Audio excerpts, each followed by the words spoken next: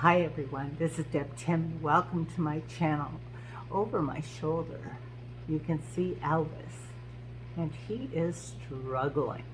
So I want to share with you the update on this tank, the changes in stock, and I want to let you know what's happening with Elvis. So please stay tuned.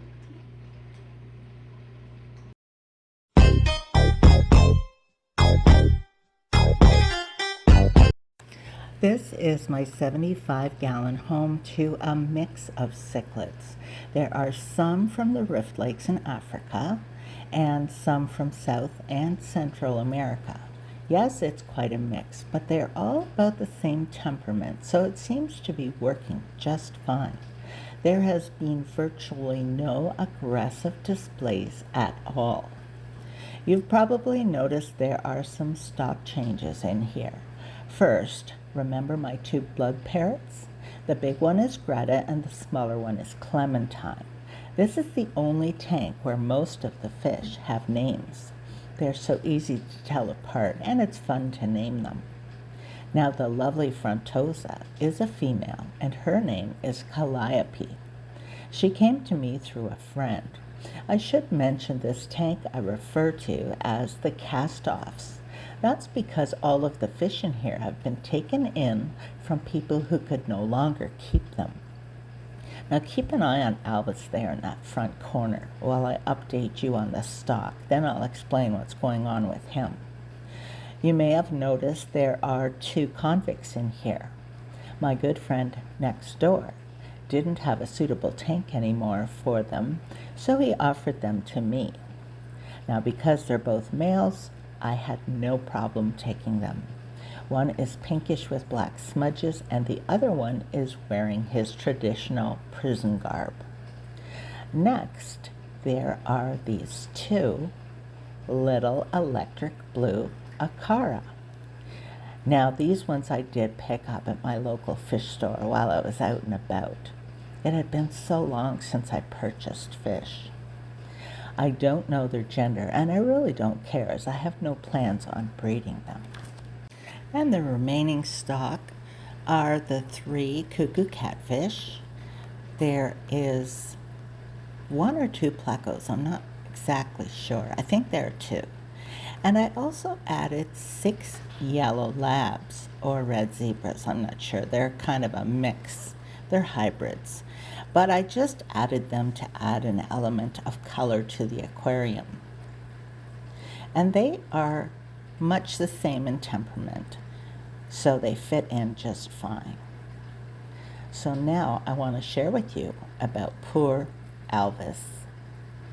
He has been laying around on the substrate. His color is very poor. He looks almost pure black. His tail had some sort of rot, so it's been healed now with medication. But he still just lays around on the substrate. I thought he was dying, but he's been doing this now for a good 4 weeks. The funny thing is, he's laying there behind the rock. You can't even tell it's a fish because he's so black. There he is. So let me go around here. You can see the damage to his tail, and look at his color. To me, he just looks really old. But when I go to feed him, he is right up there getting his share of food.